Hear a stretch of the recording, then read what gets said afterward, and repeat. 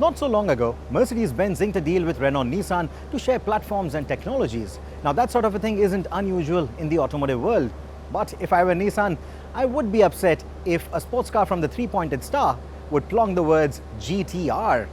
Well, it's not that cars in the past haven't really worn these letters on their trunk, but then it's the Godzilla that made these three letters holy in the automotive scriptures. And to make matters worse, the flagship from Mercedes-AMG doesn't draw a line at the name. They have in fact gone ahead and bagged some bragging rights at the notch life of the Nürburgring, a circuit that is very dear to the GTR. While the Nissan was one of the fastest production cars around the ring,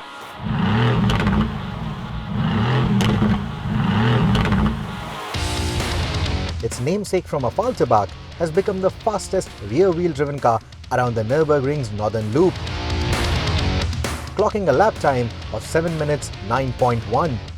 Those are some serious numbers. And as if that wasn't enough to wow us Indian audience, the AMG GT R has even scorched the dusty tarmac at the BIC to set a production car lap record of 2 minutes 9.8. In exchange of a promise of not trying to better that record, Mercedes-Benz granted us a few laps around the BIC behind the wheel of their green monster.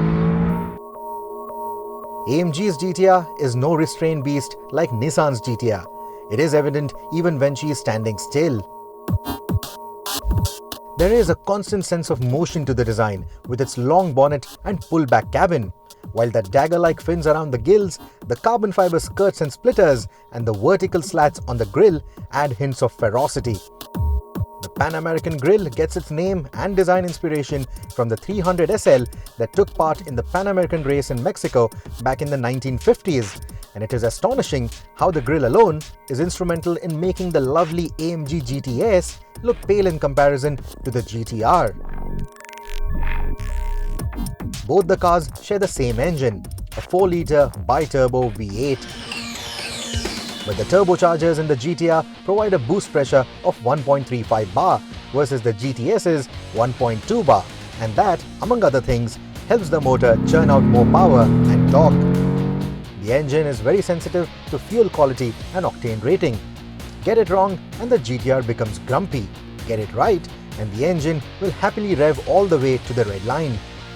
In doing so, it will produce up to 585 PS and 700 Newton meters, and all that torque is made available from under 2000 RPM all the way up to 5000 RPM. On the track, it means that power just keeps coming strongly and smoothly. 0 to 100 comes up in 3.6 seconds, and down at the back straight of the BIC, 240, 270, 280, braking for the right hand corner. Oh, and it brakes with authority. Oh, this is fun! This car is packed with the optional ceramic brakes, which drop the anchor. And when you have the road, you can push it to a top speed of over 318 kilometers an hour. AMG's favorite 7-speed dual-clutch transmission feeds the power to the rear wheels and doesn't leave much room for complaint in the way it functions. The gearbox now also lets you launch the car at higher revs than the GTS for quicker race starts. The party piece, however, is the new traction control system. Thanks to the promise that we made, we had to keep things tidy and preserve the tires. The natural rival of the AMG GTR is, of course, the Porsche 911 GT3.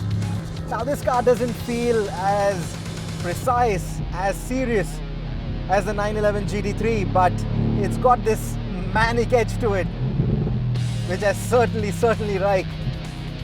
And like the GT3, this one also gets 4-wheel steer to make sure that this car remains agile and easy to turn, no matter what speeds you're turning in at.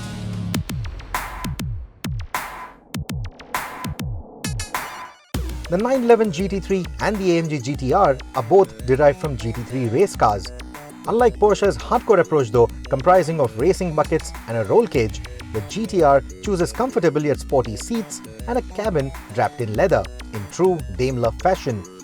It does incorporate other race car-derived equipment like coilover suspension, uniball spherical bearings on the driven axle, carbon fiber torque tube and tunnel cross, and active aerodynamic components like the adjustable rear wing, self-adjusting front splitter, and automated air dam flaps.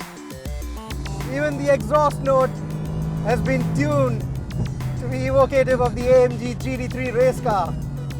My God, it sounds good. Crackles and pops, yes, of course. But I think they should have also engineered some sort of mechanism where the grille has spits and drool coming out of it. This is a beast. Even at city speeds, the way it snarls, oh my God. This car is something else. The GTR seems to lack the impeccable grip or the dynamic precision of the 911 GT3, but is fun to drive with its tail-happy nature. The GTR is quicker, faster, lighter and stiffer than the AMG GT S, and the 3 laps at the BIC play testimony to those facts. It isn't an easy car to go fast in though, and loves provoking the driver with its plentiful power and willingness to bite back when poked the wrong way. Now, Mercedes has been bragging about lap records at the Nürburgring, at the BIC, and the last time I checked, a lap record required really focused lines, clean connections between corners. I'm sure this car can do all of that, but I'm not sure if it likes doing all of that. This is a manic. It just wants to play. It just wants to play with its driver. And not in a good way. So if you would rather pet a beast than have a puppy, this is the car for you. Beast from the green hell? Hell yeah.